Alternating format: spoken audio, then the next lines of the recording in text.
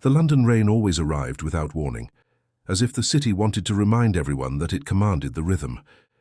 Helen pulled up the hood of her sweatshirt and hurried her pace along Oxford Street, avoiding the puddles that formed on the uneven pavements.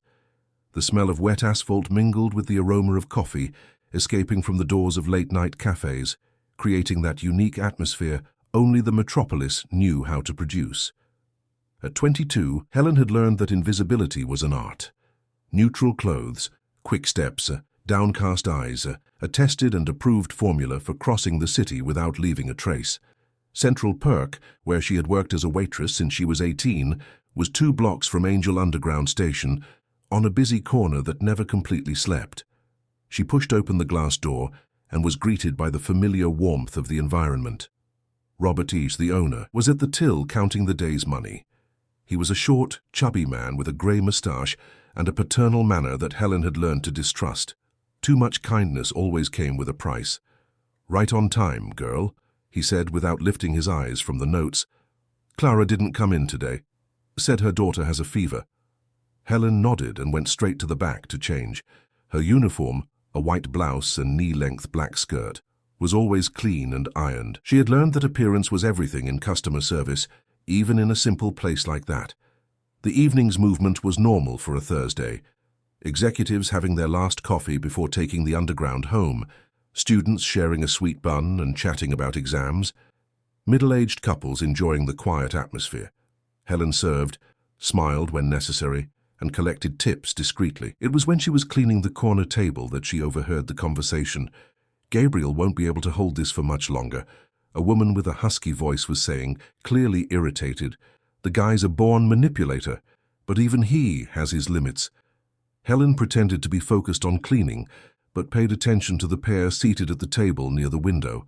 The woman speaking had long red hair, wore an expensive leather jacket, and gesticulated a lot as she spoke. Across the table, a man in his 30s was idly fiddling with his phone. "Marina, you need to stop meddling in your father's affairs," he said, without lifting his eyes from the screen. "You've caused enough trouble already." The woman, Marina, slammed her palm on the table, making Helen jump. "Trouble? I caused trouble?" Her voice was rising. "That man destroyed my family, ignored my existence for years, and now you're telling me I'm the problem?" The man finally looked at her, and Helen could see that he had delicate, almost feminine features. He was handsome, but there was something calculating in his dark eyes. "Keep your voice down," he said firmly. "You don't need to make a scene here." Marina laughed, but it wasn't a joyful laugh. It was the kind of laugh that comes when one is on the verge of an explosion. "You know what I found out today?" "Gabriel!" She leaned forward, her voice now a poisonous whisper. "I have a sister." Gabriel stopped fiddling with his phone. "A half-sister, to be more precise, the result of one of my dear father's many extramarital adventures. And guess where she is now, right there, serving coffee to both of us." Helen felt the blood drain from her face. She had her back to the table, but she knew they were looking at her. Her hands began to tremble as she continued to clean the same surface for the 3rd time. "Marina, you've completely lost your mind," Gabriel said, but his voice had lost its certainty. "Lost my mind. Look at her, Gabriel. Look closely. The brown eyes, the slightly square chin, even the way she frowns when she's concentrating. She's exactly like my father. How did I never notice before?" Helen dropped the cloth on the table and turned slowly. Marina was standing, her green eyes shining with a mix of excitement and madness. She was beautiful, but in a wild way, as if made of fire instead of flesh. "Excuse me," Helen said, her voice weaker than she intended. "Would you like anything else?" Marina smiled, and it was the most genuine smile Helen had seen in a long time. "Actually, we would. We'd like to talk to you." Helen looked around the cafe. Robert was distracted by his newspaper, and there was no one else nearby. Gabriel drummed his fingers on the table, clearly uncomfortable with the situation. I don't know what you're talking about," Helen lied. "My name is Marina Sinclair," the woman said, extending her hand, "and I believe we have a lot to discuss." The surname hit Helen like a punch to the stomach. Sinclair, she had seen that name before, in old orphanage documents, in records she had never been able to fully understand. Whenever she asked about her family, she received evasive answers, or they changed the subject. Helen did not take the outstretched hand, but she also couldn't move. Marina seemed to understand her dilemma and slowly lowered her arm. "I know this must seem crazy," Marina continued, her voice now softer, "but I can prove what I'm saying. I have documents, birth certificates, even old photos. If you want, we can talk somewhere else." "She's working, Marina," Gabriel intervened. "Leave the girl alone." Marina ignored him completely. "What time do you finish here?" Helen looked at the clock on the wall. It was almost 10 at night. "Midnight," she replied automatically. "I'll wait for you in the square on the corner, the one with the broken fountain." Marina picked up her bag and threw a £50 note on the table. "For the coffee and for your time." She walked past Helen, and for a moment their hands touched. Helen felt a strange shock, as if she recognized that touch from somewhere very distant. "Don't go," Gabriel said after Marina left. "She's dangerous." Helen looked at him, truly seeing him for the first time. There was genuine concern in his eyes, but also something more. Fear, perhaps. "Why do you care?" she asked. Gabriel hesitated before answering. "Because I've known her for a long time, and I know what she's capable of when she wants something." But Helen had already decided. For the first time in her life, someone was offering answers about who she was, about where she came from, no matter how dangerous it might be. The next 2 hours passed in slow motion. Helen served the last customers of the cafe, cleaned the tables, closed the till, but her mind was completely elsewhere. Marina, Sinclair, half-sister. The words swirled in her head like a hypnotic mantra. When she finally finished work, Helen changed quickly and said goodbye to Robert. The rain had stopped, but the streets were still wet and reflected the neon lights of the late-night businesses.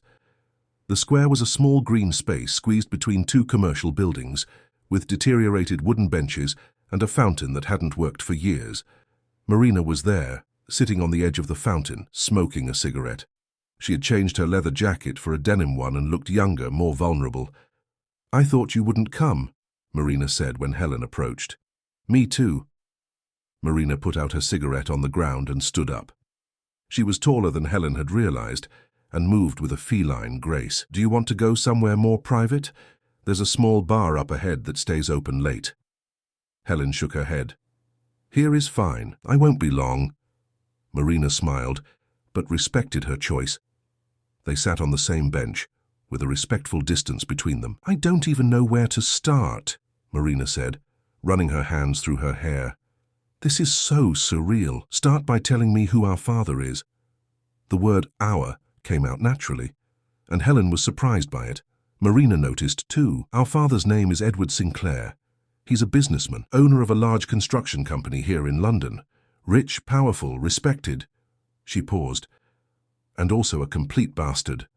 Helen blinked, surprised by the bluntness of the statement. "He abandoned you too?" "Not exactly." Marina pulled another cigarette from the pack, but didn't light it. She just twirled it between her fingers. "I was raised by him and my mother, but I always knew I was tolerated, not loved. He gave me money, education, everything money could buy, but affection, attention, never. And how did you find out about me?" Marina finally lit the cigarette. "By chance. I was going through his documents for something that's not relevant right now, and I found birth certificates, hospital records. At first I thought it was some kind of fraud, but then I saw the photos." She took her phone from her pocket and showed it to Helen. It was an old, faded photo of a man in a suit holding a baby. The man had dark hair, brown eyes, and that same square chin Helen saw in the mirror every day. "This is you, a few months old." Helen took the phone with trembling hands. Looking at that photo was like looking at a puzzle that finally made sense. There was the explanation for all the traits she couldn't identify in herself, all the characteristics that seemed to come from nowhere. Why did he abandon me?" "Because you were an inconvenience. Your mother was a secretary at the company, much younger than him. When she got pregnant, he offered her money to abort. She refused. Then he offered her more money to raise you away from here. She also refused. In the end, she died in childbirth and you went to the orphanage." The words hit Helen like bricks. She had fantasized about her origin for years, created 1,000 different stories to explain why she had been abandoned. The reality was crueler than any of her imaginings. How do you know all this? Because I hired a private investigator a few months ago. I wanted to find dirt on my father, something I could use against him. And I ended up finding you. Helen returned the phone, her hands still trembling. What do you want from me? Marina turned to look directly into her eyes. I want us to get to know each other. I want you to know your true story and... She hesitated. I want us to teach him a lesson. What kind of lesson? The kind of lesson men like him understand. Financial. Helen got up from the bench, her heart pounding. You want me to help you steal from our father? Not steal, recover. He owes you 22 years of child support, education, medical care, and he owes me 28 years of love and attention. Don't you think it's time to collect the bill? Helen started pacing back and forth in the square. Her life had completely changed in a matter of hours, and now she was being invited to do something that could destroy her altogether. I need to think, she said finally. Marina also stood up and took a card from her pocket. My number's on there. Call me when you decide. But Helen... She gently touched her sister's arm. Don't take too long. Opportunities like this don't come twice in a lifetime. Helen took the card and put it in her pocket without looking. How are you sure we're really sisters? Marina smiled, and this time it was a sad smile. Because you have the same look as me. The look of someone who has spent their entire life waiting for someone to come back and get them. Helen felt her eyes fill with tears, but managed to control herself. I have to go. Of course. But Helen, I'm happy I found you. For the first time in a long time, I don't feel completely alone in the world. Helen nodded and started walking towards the underground station. When she looked back, Marina was still in the square, small and solitary under the yellowish light of the streetlights, all the way back to her tiny room in a boarding house in Notting Hill. Helen couldn't get the conversation out of her head. Sister, father, family, words that had always been abstract, concepts that other people had, now gained form and meaning. Arriving home, she threw herself onto the bed without even turning on the light. Marina's card was warm in her pocket, as if pulsating with a life of its own. Helen took it out and looked at the name printed, Marina Sinclair, interior designer. She picked up the old phone she had bought used at Brick Lane Market and dialed the number, not to call but just to save it, like a talisman, like a possibility. That night, Helen dreamed for the first time of a man who could be her father. In the dream, he stood with his back to her, looking out the window of a luxurious office. She called him, but he didn't turn around.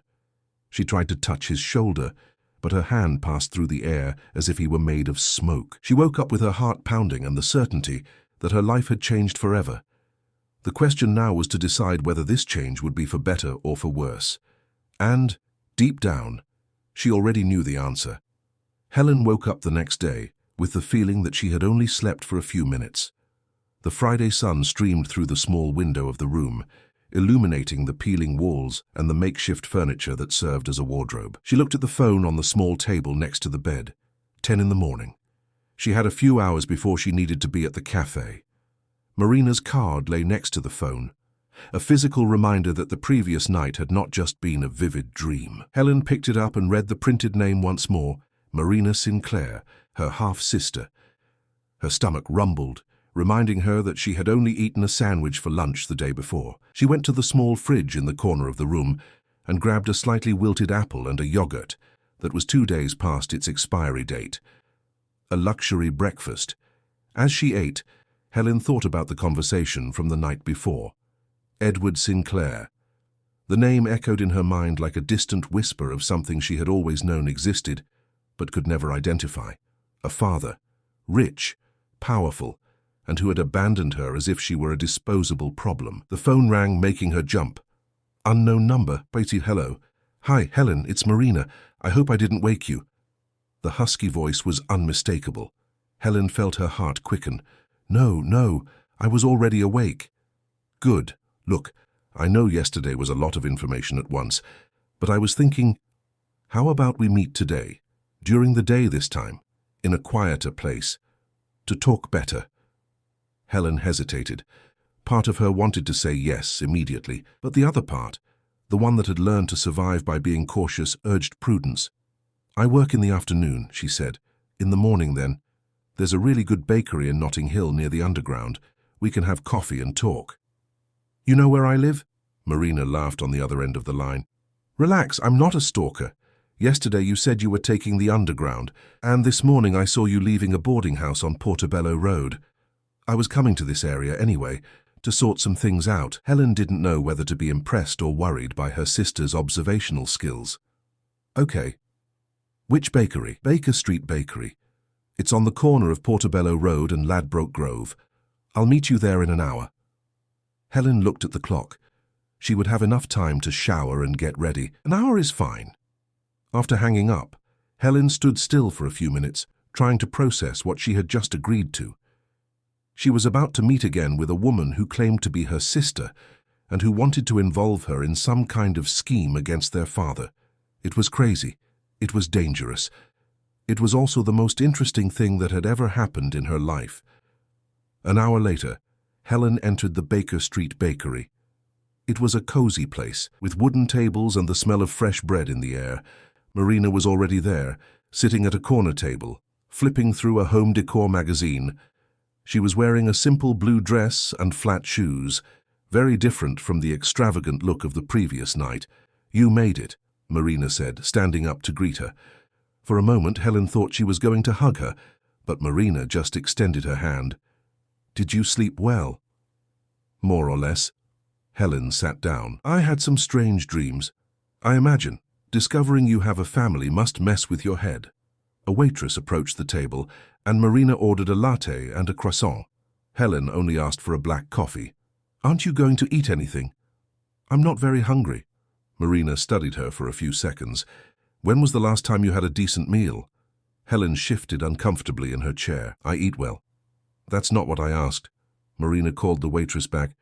"Could you bring her a grilled sandwich with eggs and ham, please?" "I can't pay for that," Helen protested. "Who said you're paying?"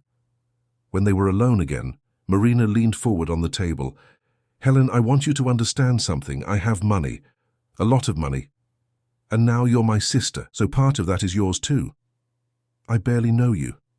And that's why we're here, to get to know each other better." The coffee arrived, and Helen drank in silence, watching Marina over the rim of her cup. Up close, she could better see the details of her sister's face. The green eyes were expressive, intelligent, but there was something unstable about them too, as if a storm were always about to break. "Tell me about yourself," Marina said. "Your life, your dreams, your fears, everything." Helen hesitated. She wasn't used to talking about herself. "There's not much to tell. I grew up in orphanages, left at 18, came to London, got a job. That's it." "That's not a life, Helen. That's survival." The words hit home because they were true. Helen had never thought in terms of living, only of surviving until the next day, the next week, the next month. "And what's the alternative?" Marina smiled. "That's the right question. The alternative is for us to take back what is rightfully ours." The grilled sandwich arrived, and Helen began to eat slowly. She was really hungry, more so than she had admitted to herself. "Tell me about this plan of yours," she said between bites. Marina looked around to make sure no one was listening, then lowered her voice. "My father has several bank accounts, some official, others not so much. The unofficial ones are for money he wants to hide from the government. Understand? Tax evasion." Helen stopped chewing. "And you want to steal from those accounts?" "Not steal. I have legitimate access to some of them. I'm his daughter. I have power of attorney for some financial matters. The problem is he recently changed the passwords, and I need help figuring out the new ones." "What kind of help?" Marina took an envelope from her pocket and placed it on the table. "Inside this envelope is everything I've managed to gather about you: birth certificate, medical records, even some old photos of you as a child in the orphanage." Helen took the envelope with trembling hands. It was thick, heavy. It represented a lifetime of information that had been denied to her. "And why are you giving me this?" "Because you have the right to know who you are, and because I need you to trust me for what comes next." Helen opened the envelope and pulled out some documents. There was her original birth certificate, with her father's name clearly printed, Edward Sinclair. There was also a photo of a young, beautiful woman holding a baby, her mother. She was beautiful, Marina said softly, watching Helen look at the photo. Her name was Camilla. She was a secretary at the company, only 22 when you were born. The same age I am now. Yes, she died from complications during childbirth. What my father never told anyone is that he refused to pay for a private hospital. She gave birth in the NHS without adequate assistance. Helen felt her eyes fill with tears. Her mother had died due to negligence, due to the stinginess of a man who had enough money to save her life. Could he have prevented it? Of course he could have, but that would cost money and publicly acknowledge you, two things he wasn't willing to do. The anger Helen felt was unlike anything she had ever experienced. It was a clean, focused anger, with a well-defined target. Edward Sinclair had not just abandoned her, he had killed her mother. "What do you need me to do?" Marina smiled, and there was something predatory in that smile. "You're going to get a job at his company. With your customer service experience and the documents I'll provide, we can get you a position at reception or in the administrative department. And then you'll help me discover the new passwords for his accounts. You'll observe, take notes, pass me information, and when we have what we need, we'll transfer an amount that is fair compensation for the years he owes us." Helen closed the envelope and placed it on her lap. "How much money are we talking about?" "In the accounts I know exist. About £2 million. Helen almost choked on her coffee. "2 million. I don't want it all, just a part. Enough for you to start a new life, study, have the opportunities he denied you, and for me to achieve my definitive independence from him. What if we get caught? We won't. I know his system. I know how he operates. And you'll be there legally, as an employee. There's no crime in observing your work environment." Helen remained silent for several minutes, processing everything she had heard. It was a risky plan, but not impossible. And the idea of finally having the resources to change her life was too seductive to ignore. "I need to think." "Of course, but Helen." Marina reached across the table and touched her hand. "Remember what I said yesterday about not feeling alone? That's real. For the first time in our lives, we both have a family, with each other." The touch was warm, comforting. Helen couldn't remember the last time someone had touched her with affection. "If I agree, when would we start?" "Next week. I already have contacts at the company. I can arrange for you to be called for an interview." Helen looked again at the envelope on her lap. Her entire life was there, documented and organized by a sister she had met less than 24 hours ago. "Okay," she said finally. "I'm in." Marina's smile was radiant. "Seriously? Seriously? But if this goes wrong, I'm going to kill you." Marina laughed, and for the first time, Helen realized they had the same kind of laugh, another sign that they were indeed sisters. "It won't go wrong, I promise." They spent the rest of the morning discussing the plan in detail. Marina explained how the company worked, who the key people were, what Helen's role would be. It was a well-thought-out plan, but Helen couldn't shake the feeling that she was about to jump off a cliff. When they said goodbye, Marina hugged her for real this time. It was a long, tight hug, as if she was trying to make up for all the years they hadn't known of each other's existence. "I'm so happy, Helen. You have no idea how much." Helen returned the hug, feeling a strange mix of joy and terror. "Me too." Walking back home, Helen held the envelope against her chest as if it were a treasure.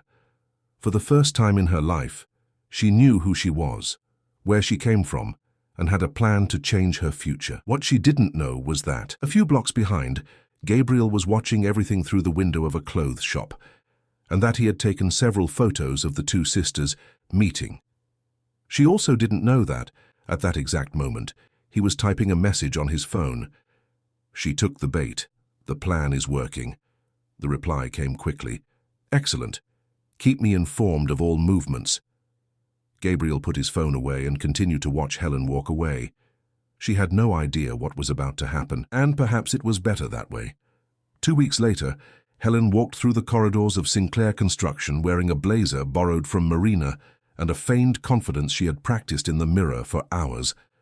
The commercial building in Canary Wharf was imposing.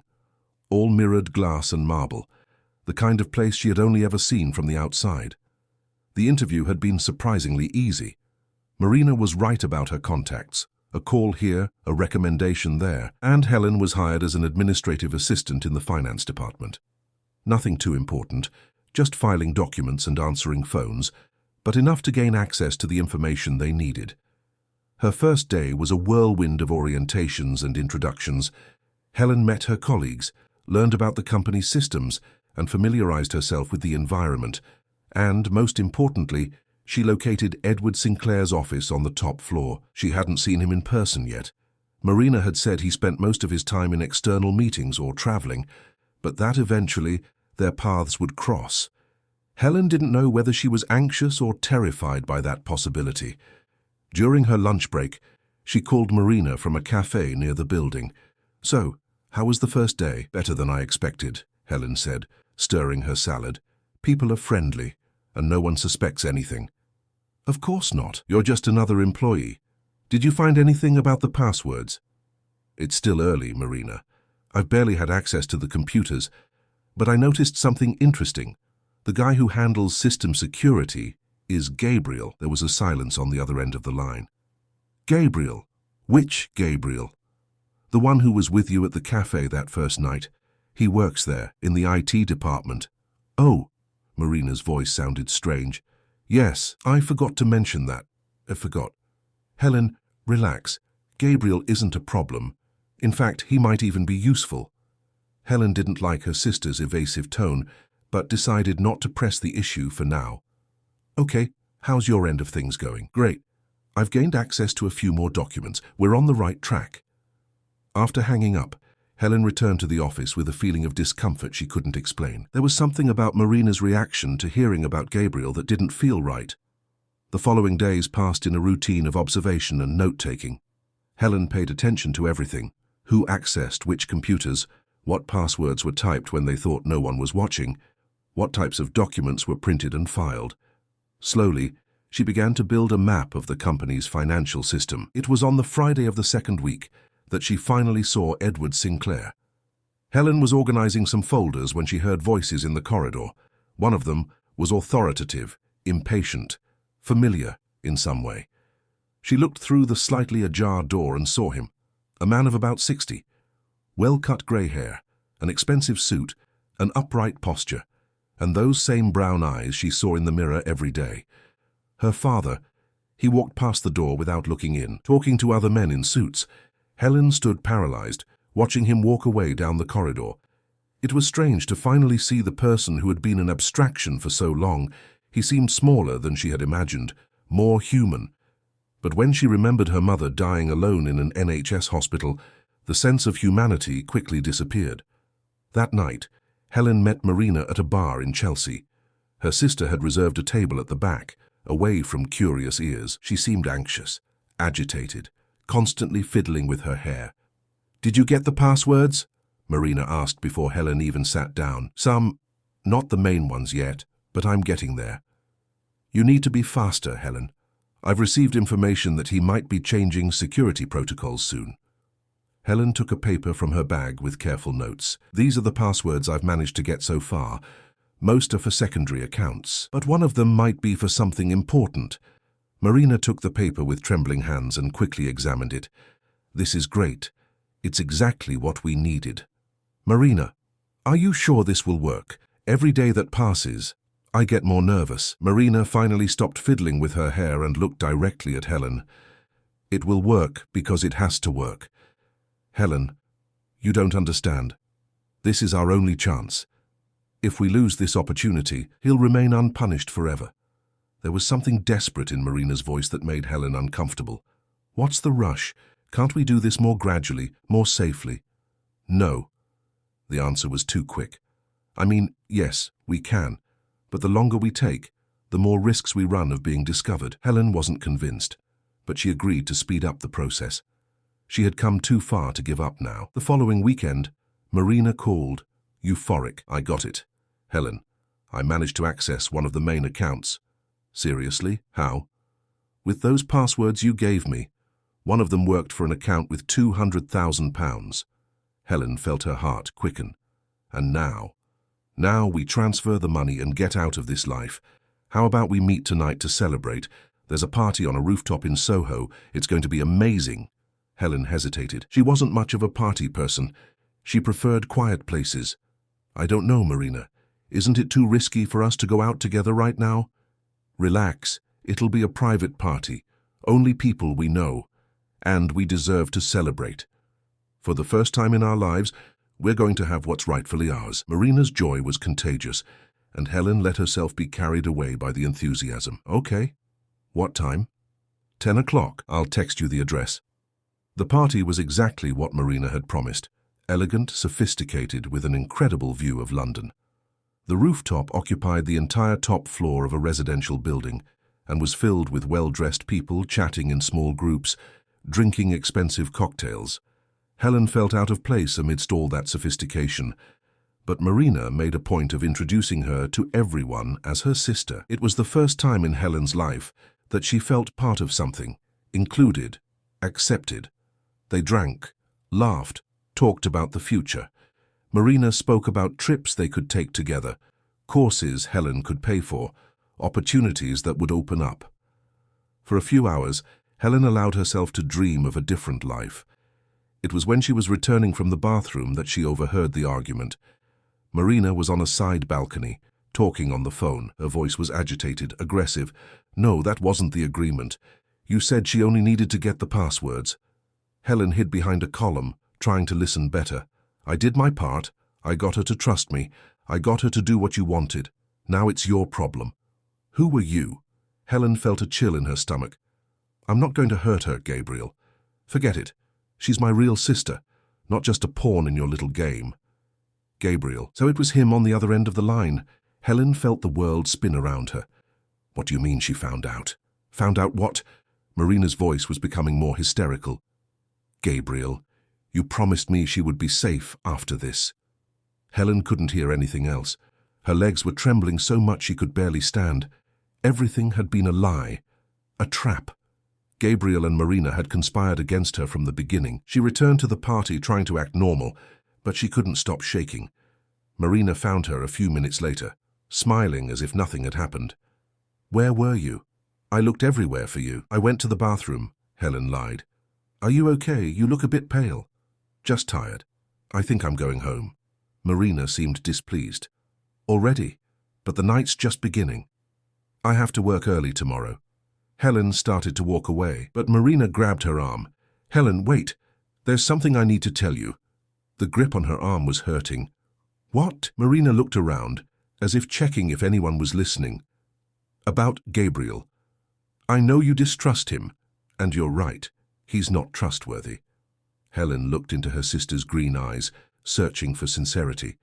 "Why didn't you tell me this before?" "Because I needed to be sure.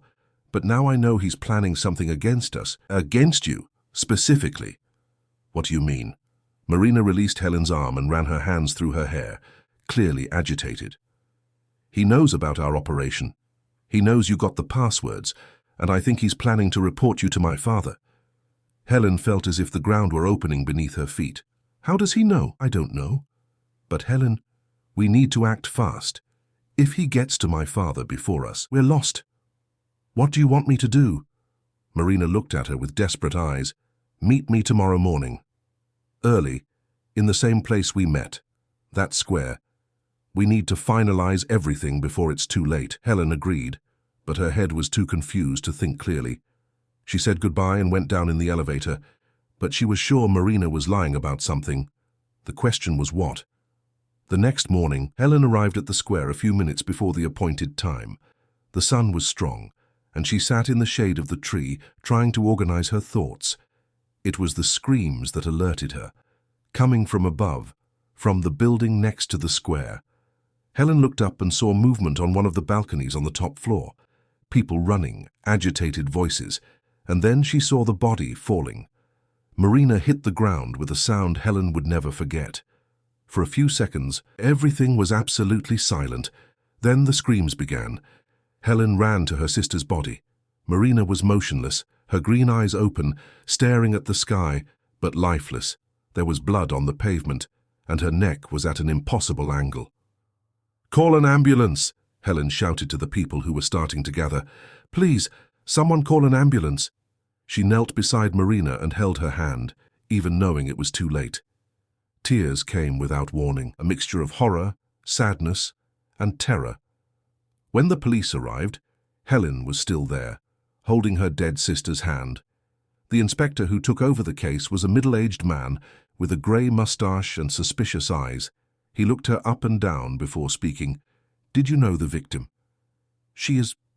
Was my sister." "Name?" "Marina Sinclair." The inspector wrote something in his notebook. "And what's your name?" Helen Smith." "Can you explain what you were doing here so early?" Helen told him about the scheduled meeting, about arriving at the square a few minutes early. She omitted the details about their plan, but the inspector seemed to suspect there was more to the story. "Did you have any kind of disagreement with your sister, Miss Smith?" "No. We got along very well." "Then it's strange that she fell from a building just before meeting you, don't you think?" Helen looked at the inspector with growing horror. "Are you implying I had something to do with this?" "I'm not implying anything, just asking the questions I need to ask." Helen realized she was in trouble. Not only had she lost her newly found sister, but she was also being viewed as a suspect in her death. And worst of all, she had no idea who was truly behind the whole situation. Gabriel, Edward, someone she didn't even know. As she watched Marina's body being placed on a stretcher, Helen realized that her life had changed again. But this time, not for the better. Quite the opposite. She was alone again. And now, she was also being hunted. The 3 days following Marina's death were a Kafkaesque nightmare. Helen couldn't return to work at Sinclair Construction, not after discovering that Gabriel worked there and was involved in the whole situation. She spent her time locked in her boarding house room, only leaving to buy essentials and fleeing whenever she saw a police car. Inspector Miller, in charge of the case, had made it clear she couldn't leave the city. Helen felt like a cornered animal, knowing that at any moment she could be arrested for something she hadn't done. It was on Tuesday that everything completely fell apart. Helen was returning from the corner shop when she saw 2 police cars parked in front of the boarding house. Her blood ran cold. She turned around and walked quickly in the opposite direction, her heart pounding so loudly it felt like everyone could hear it. Her phone rang. Unknown number. "Hello? Helen, it's me, Gabriel." She almost hung up immediately, but something made her hesitate. "What do you want?" "I need to talk to you. Urgently." "The police are after you." "I know that." "No, Helen, you don't understand. They have evidence, false evidence, but it will incriminate you." Helen stopped walking. "What kind of evidence?" "I can't talk on the phone. Meet me at the British Library, in the reading room on the 2nd floor, 1 hour. The line went dead. Helen looked around, paranoid, feeling watched from all sides. Gabriel could be setting a trap, but he could also be her only chance to understand what was happening. The British Library was busy that Tuesday afternoon. Helen climbed the marble stairs to the 2nd floor and found Gabriel sitting at a corner table in the reading room, pretending to read a book on programming. He looked different from the last time she had seen him. His hair was disheveled. There were deep, dark circles under his eyes, and he seemed to have lost weight. When he saw her approaching, he made a discreet gesture for her to sit down. "You have to leave the city," he said without preamble, his voice low. "Today." "Why? What happened?" Gabriel looked around to make sure no one was paying attention to them. "They found Marina's phone, and there are messages on it that incriminate you." Helen felt the world spin. "What messages? I didn't send her any messages on the day she died." "I know it wasn't you, but there are messages from your number arranging to meet her at the building she fell from. Messages that were sent after you met at the party." Helen put her head in her hands. Someone was using her number to frame her. "Who is doing this to me, Gabriel?" He hesitated before answering. "It's complicated." "Uncomplicate it then." "Helen, Marina wasn't who you thought she was." She lifted her head to look at him. "What do you mean?" Gabriel took an envelope from his pocket and placed it on the table. "She wasn't your sister." The words hit Helen like a punch to the stomach. "What do you mean?" "She wasn't Edward Sinclair's daughter. She was the daughter of another man, also named Edward, but he has nothing to do with the construction company." Helen took the envelope and opened it. Inside were documents, certificates, investigation reports. Her hand trembled so much she could barely read. So who am I? Who is my father? That part was true. You are indeed the daughter of Edward Sinclair of the construction company. But Marina discovered this and decided to pretend to be your sister to use you. Helen felt foolish, used, completely lost. Why would she do that? Because she was the lover of a guy named Roderick who was embezzling money from your father's company. When Edward found out, he fired Roderick and threatened to sue him. Marina decided to get revenge. And I was the instrument of her revenge. You were meant to get the passwords and give them access to the accounts so they could steal. After that, they were going to discard you. Helen felt nauseous. And you, what was your role in all this? Gabriel lowered his eyes. I was supposed to monitor you, make sure you were doing what they wanted. You used me too. At first, yes, but Helen... He looked directly into her eyes. I fell in love with you. Helen laughed bitterly. How convenient. It wasn't convenient. It's what messed everything up. When I realized I was feeling something real for you, I tried to convince Marina to give up the plan.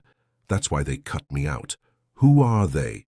Marina and Roderick, and someone else. Someone I never found out who it was, but who seemed to be funding the entire operation. Helen tried to process all this information. If you're telling me all this, why should I trust you?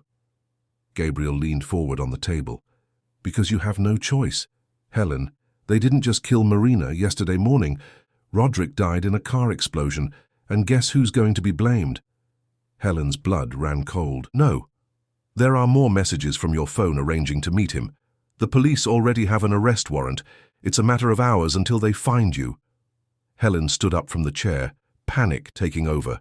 I need to get out of here. I'll help you. Why would you help me? Gabriel also stood up. Because, regardless of how it all started, I care about you, and because you don't deserve to pay for something you didn't do. Helen stared at him for a few seconds, trying to see beyond the words. There was sincerity in his eyes, but she had already been deceived once. How do I know this isn't another trap? You don't. You'll have to trust me. Helen picked up the envelope with the documents. Where can I go? I have no money. I don't know anyone. I have a friend who can help us. He has a house in the Lake District, isolated, where you can hide while we figure out who is really behind all this. I'm coming with you. I can't let you face this alone. They left the library separately and met 20 minutes later at an underground station. Gabriel had changed his clothes and was wearing a cap, trying to disguise his appearance. Helen did the same, tying up her hair and wearing a jacket that hid her silhouette. During the bus ride to the Lake District, they barely spoke. Helen was in shock, trying to accept that everything she had lived through in the past few weeks was an elaborate lie. Gabriel seemed lost in his own thoughts. Gabriel's friend's house was a small wooden cabin in the middle of the woods, 15 minutes from the town. It was empty. The owner had traveled abroad and left the key with Gabriel. You can stay here for now, Gabriel said, turning on the heater. There's food in the freezer, water, everything you need. And you, are you leaving? Gabriel hesitated. Depends. Do you want me to stay? Helen didn't know what she wanted. She was confused, scared, and didn't trust anyone else in the world. But the idea of being alone in that isolated place was terrifying. Stay tonight. Tomorrow we'll see. They spent the night in silence, Gabriel on the living room sofa, Helen in the only bedroom, but she couldn't sleep. She lay there looking at the ceiling, thinking about Marina, about the whole farce her life had been in the past few weeks. In the morning, Gabriel was in the kitchen making coffee when she came down. Did you sleep well? I didn't sleep.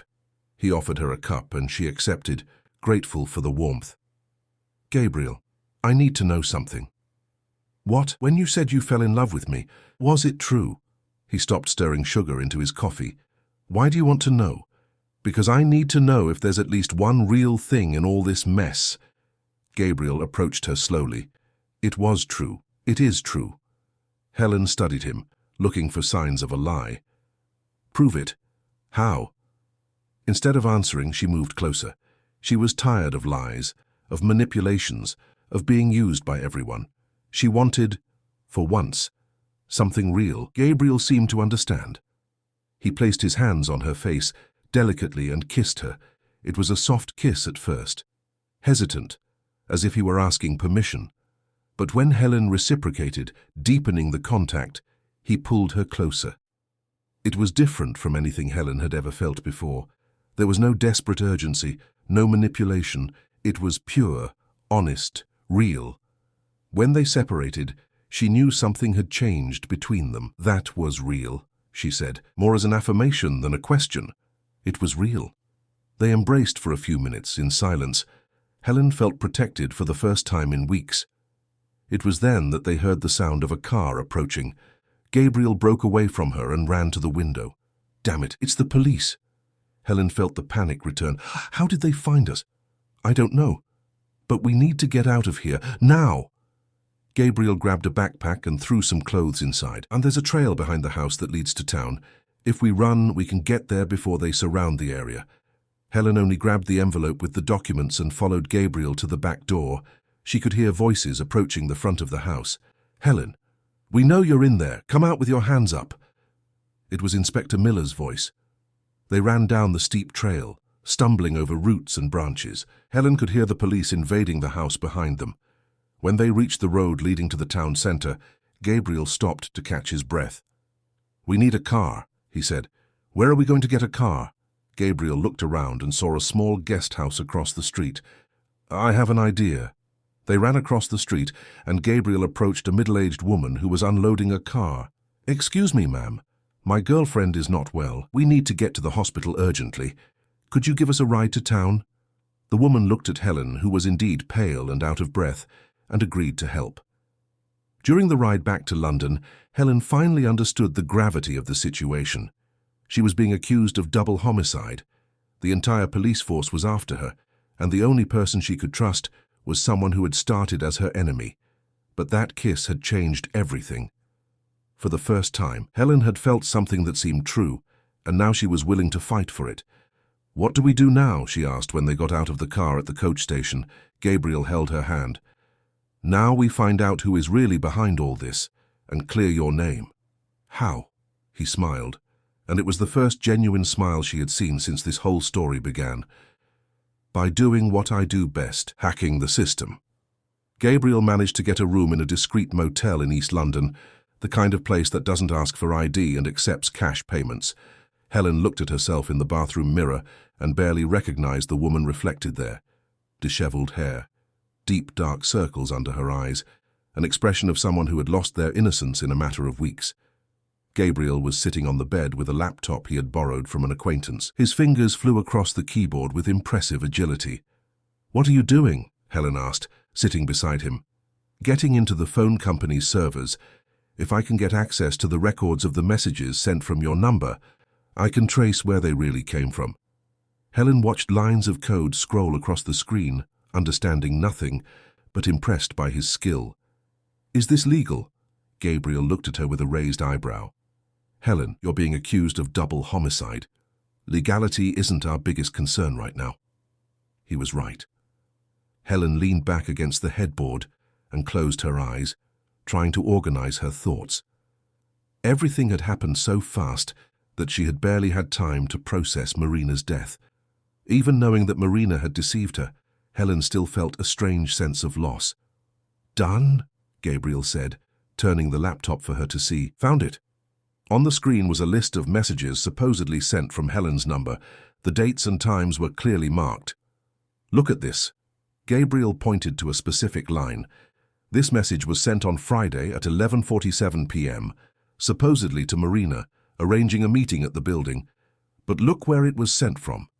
Helen leaned in to see better. Cell Tower in Bloomsbury. Were you there at that time? No. On Friday night, I was at the party with her, in Soho. Exactly. And in Soho, the tower that covers the area is a different one, quite distinct. Gabriel quickly typed again. Now, I'm going to try to trace which device this message was actually sent from. It took almost an hour of intense work until Gabriel got the information he was looking for. Here, all the fake messages were sent from a device registered in the name of Matthew Miller. Helen frowned. Miller, that surname sounds familiar. It should. Matthew Miller is Inspector Miller's son, the same inspector who is leading your investigation. Helen's blood ran cold. "The son of the police officer who's hunting me?" Gabriel continued investigating, his expression growing darker with each discovery. "Helen, there's more. Much more." He opened a new screen and showed bank transfers. Matthew Miller received £50,000 in his account 3 days before Marina's death, and another £100,000 the day after Roderick's death. Helen got up from the bed, agitated. "So he ordered both of them killed. But why?" "I don't think he ordered it. I think he was hired to make it look like you did." Gabriel opened a new window on the computer. "Look at this. The transfers to Matthew came from an offshore account linked to a shell company, and this company," he paused dramatically, "is controlled by someone very close to you." "Who?" "Edward Sinclair, your father." Helen felt as if the ground had disappeared beneath her feet. She leaned against the wall, trying to breathe. "My father ordered me to be framed for the murders." "Apparently, yes. From what I've managed to discover, he found out about the attempted theft from his accounts, probably through Gabriel himself, who worked in security. Instead of simply firing you or suing you, he decided to eliminate you more definitively." "But why not just order me killed too?" Gabriel saved all the files he had found in an encrypted folder. "Because this way he keeps his hands clean. You're arrested as a murderer. He remains a victim of an unbalanced employee who killed people connected to him for revenge. The perfect story." Helen slid down the wall to sit on the floor. "My father wants to see me in prison for the rest of my life." Gabriel closed the laptop and knelt in front of her. "Helen, I know this is hard to accept, Gausen, but now we have proof. We can clear your name." "How? Who will believe us?" "There's one person who can help us. Someone who has personal reasons to want to see Edward Sinclair pay for his crimes." Helen lifted her head to look at him. "Who?" "Julia Sinclair, his ex-wife." The name hit Helen like lightning. She had heard Marina briefly mention her mother, but had never thought about meeting her. "Will she want to help me?" She lost a daughter, even if that daughter wasn't biologically hers, and from what I found out, she already suspected Edward was involved in illegal activities for years, but could never prove it.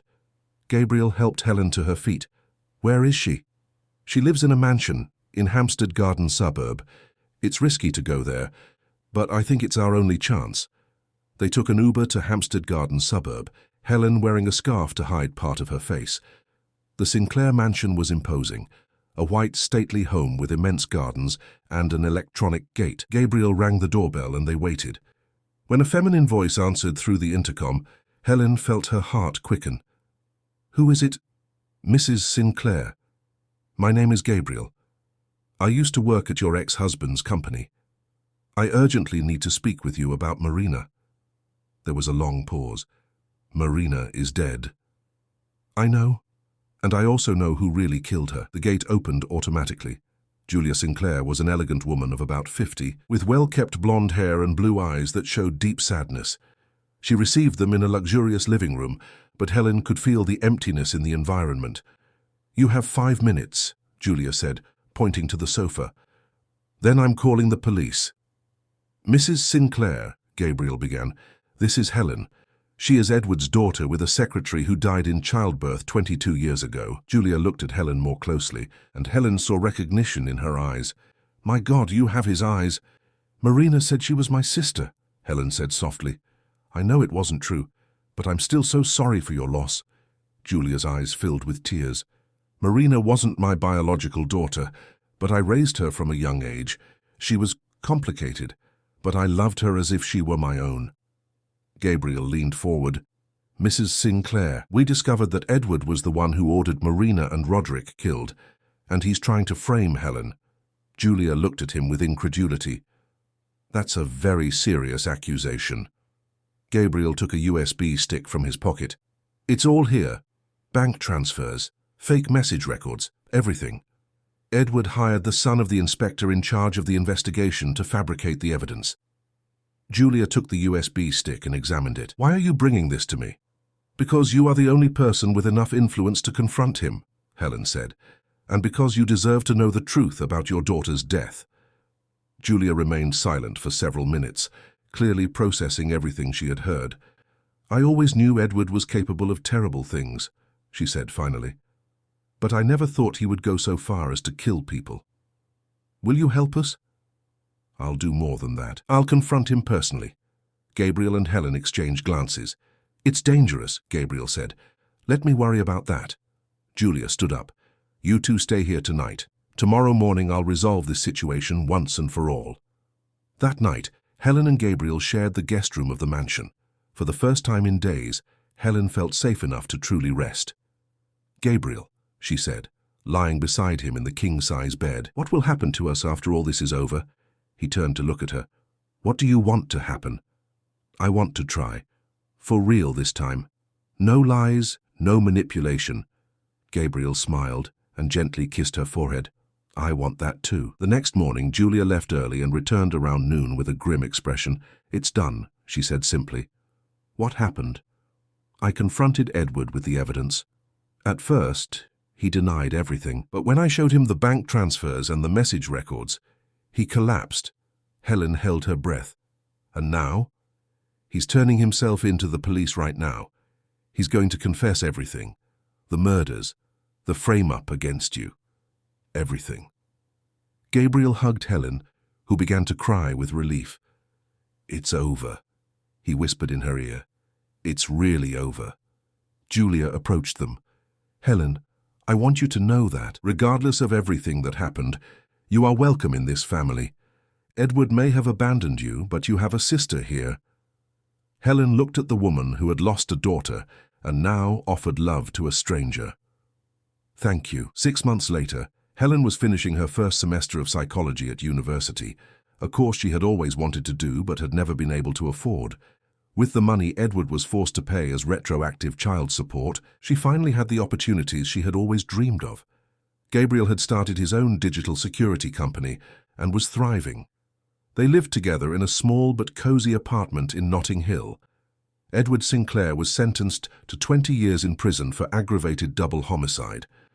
Inspector Miller was dismissed from the police and also arrested for corruption. Matthew Miller was convicted as an accomplice. Helen still visited Julia regularly. They had developed a close relationship, based on shared pain but also on the hope for a better future. Are you happy? Gabriel asked one night, as they walked along the shore of Richmond Park. Helen thought about the question. Happiness was a word she had banished from her vocabulary for so long that it felt strange. I am, she replied, surprising herself. For the first time in my life, I truly am. Gabriel stopped walking and turned to her. Helen, there's something I've wanted to ask you for months. He knelt right there on the grass by the reservoir and took a small box from his pocket. Will you marry me? Helen looked at the simple but beautiful ring, then at the man who had started as her enemy and become her savior. Gabriel, are you sure? We met in such a crazy situation. Exactly. If we could survive all that and still love each other, we can survive anything. Helen extended her left hand. Yes, I want to marry you. When Gabriel placed the ring on her finger, Helen felt that she had finally found her place in the world. It wasn't with a blood family that had rejected her, but with the family she had chosen for herself. The kiss they exchanged there under the stars reflected in the water of the reservoir was different from the first kiss in the cabin. That one had been about discovery. This one was about promise. A promise that, despite all the suffering they had gone through, they would be able to build something beautiful together, something true. Helen had finally learned the difference between surviving and living, and she was ready to start truly living